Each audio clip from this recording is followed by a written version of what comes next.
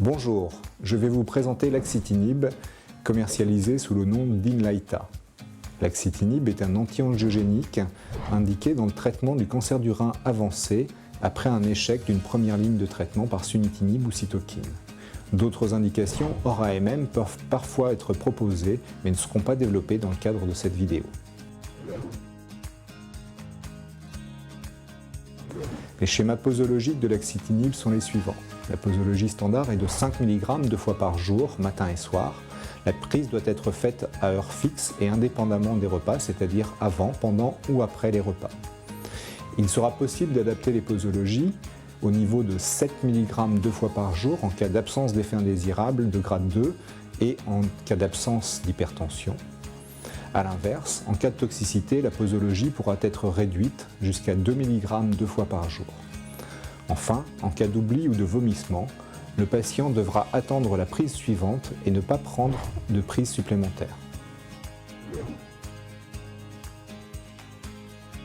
Concernant les effets indésirables, comme tous les anti-angiogéniques, l'axitinib expose les patients à des risques d'hypertension artérielle. Pour cela, on proposera aux patients de réaliser une automesure de la tension après 20 minutes de repos. Il faudra consulter si la pression systolique est supérieure à 140 mm de mercure ou si la pression diastolique est supérieure à 90 mm de mercure après plusieurs mesures répétées. Dans cette situation, la prescription d'un antihypertenseur sera possible et la posologie d'Inlyta pourra être adaptée en fonction de la tolérance.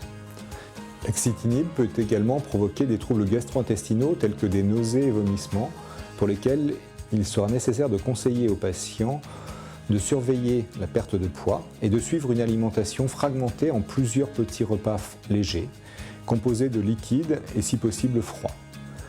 Les repas devront être le moins gras possible, sans friture et sans épices. Il est également possible de renforcer ces conseils par la prescription d'antiémétiques.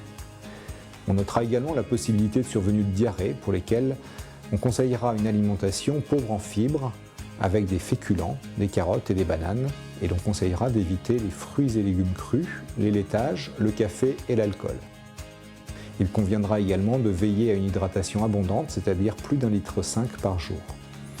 Attention, dans les situations où les patients souffriraient de diarrhée et de vomissements concomitants, le patient devra s'hydrater par plusieurs petites gorgées répétées et éviter les grands verres d'eau. Il est possible de renforcer ces conseils par la prescription de traitements antidiarrhéiques. Toujours au niveau gastro-intestinal, les patients pourront également présenter des stomatites. Dans cette situation, on conseillera une alimentation adaptée en évitant les aliments acides, les aliments qui collent et les aliments très salés. En prévention, le patient devra se brosser les dents avec une brosse à dents souple et réaliser des bains de bouche avec du bicarbonate de sodium sans adjonction d'autres traitements. Et éviter les bains de bouche avec menthol.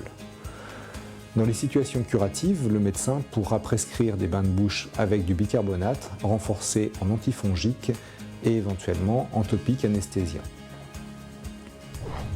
Parmi les autres effets indésirables, l'axitinib peut notamment provoquer un syndrome main-pied. Pour prévenir ce syndrome, on préconisera aux patients de se masser la paume des mains et la plante des pieds avec un agent hydratant. Et dans les formes hyperkératosiques, il sera possible de prescrire des crèmes kératolytiques à base d'urée ou d'acide salicylique. Dans les formes inflammatoires, on aura recours à des dermocorticoïdes. Enfin, on conseillera aux patients de porter des chaussettes en coton et d'utiliser des chaussures à semelles absorbantes telles que des baskets. En termes de précaution d'emploi, l'axitinib est très faiblement éliminé par voie rénale, il n'y a donc pas lieu d'adapter la posologie dans cette situation. En cas d'insuffisance hépatique modérée, la posologie sera limitée à 4 mg par prise. En revanche, chez les patients insuffisants hépatiques sévères, le traitement est contre-indiqué. Le traitement est également contre-indiqué chez la femme enceinte ou allaitante et on veillera à ce que les femmes en âge de procréer soient sous contraception efficace.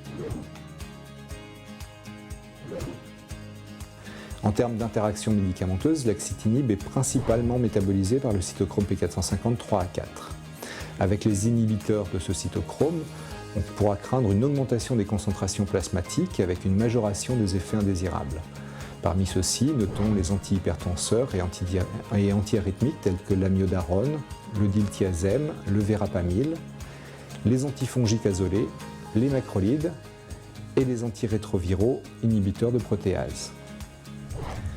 Avec les inducteurs puissants du cytochrome P450, nous pourrons craindre une diminution des concentrations plasmatiques pouvant amener à un risque d'échec thérapeutique.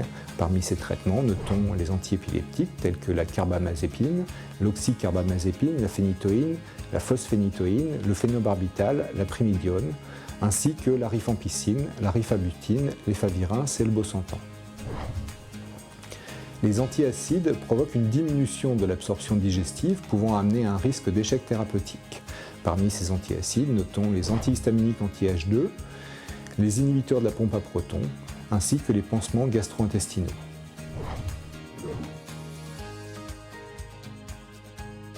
Enfin, concernant les interactions avec la phytothérapie, le métabolisme par le cytochrome P450 à 4 induit des interactions avec les inhibiteurs de ce cytochrome tels que le pamplemousse, l'aloe vera, le chardon-marie, le curcuma, le fenouil, le ginkgo biloba ou le ginseng. Nous aurons également des interactions avec les inducteurs du cytochrome P450 à 4 qui exposeront à une diminution de l'exposition au traitement, ce qui sera le cas du millepertuis, de l'ail, de l'aubépine, des échinacées, du kava-kava, de la menthe verte et de la sauge. Vous retrouverez l'ensemble des informations et interactions sur la plaquette en ligne.